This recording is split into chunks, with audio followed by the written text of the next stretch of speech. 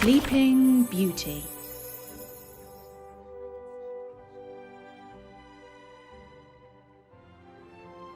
Eventually, she came into a little room at the top of the tower, where a good old woman alone was spinning with her wheel. For this good old woman had never heard of the king's law against spinning wheels. The princess said, "What are you doing there, good old woman?" "I am spinning sheep's wool into the thread so that I can knit it into a cardigan." "Ah," said the princess, "that's very clever. I've never seen that done before. How do you do it?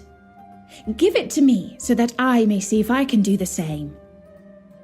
Now, whether it was because she was in too much of a hurry, or whether it was because she was clumsy, or whether it was because the old fairy had wished it so, I cannot say.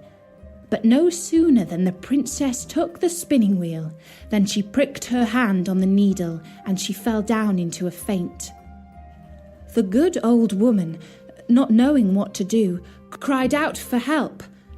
And now the king, who heard the great commotion from the far end of the palace, remembered the terrible warning of the fairies, and guessing what had happened, came rushing to the tower.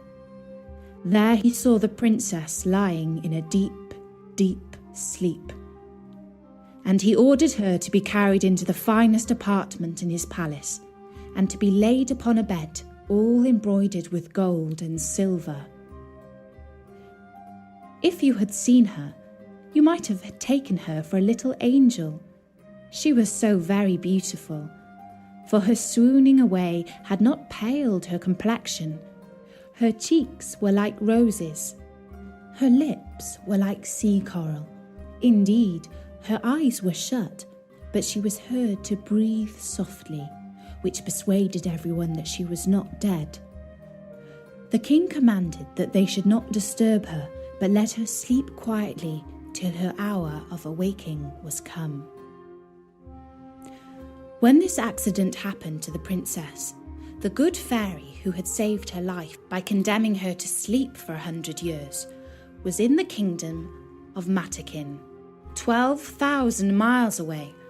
But she quickly heard the terrible news from a little dwarf who had 100-mile boots with which he could tread over 100 miles of ground in a single step. The fairy came immediately, and she arrived at the palace about an hour later in a fiery chariot drawn by dragons. The king took her hand as she stepped out of her chariot, and they both went to look at the sleeping princess. As the fairy was very good at thinking and planning ahead, she realised that in 100 years' time, when the princess would wake up, she might not know what to do with herself, being all alone in this old palace. And so this is what she did. She touched with her wand everything in the palace.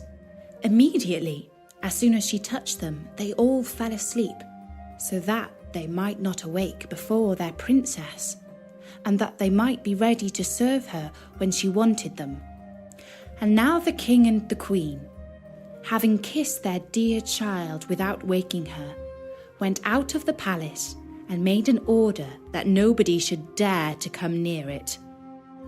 This, however, was not necessary, for in a quarter of an hour's time, there grew up all round about the palace grounds such a vast number of trees, great and small, bushes and brambles, entwining one another, that neither man nor beast could pass through, so that nothing could be seen but the very tops of the towers of the palace.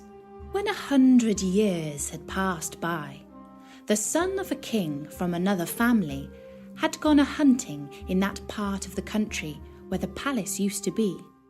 He asked, "What are those towers in the middle of that great thick wood?"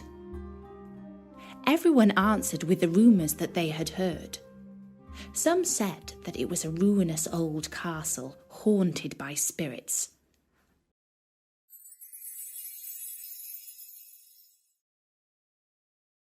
Cardigan. Cardigan. clumsy, clumsy. Embroider, embroider. Coral, coral.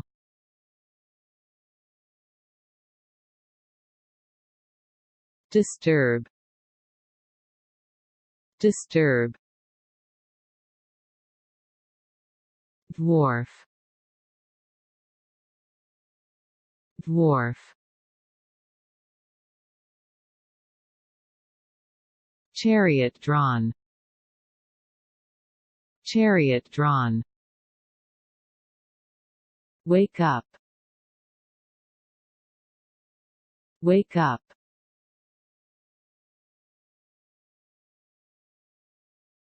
Rumor, rumor.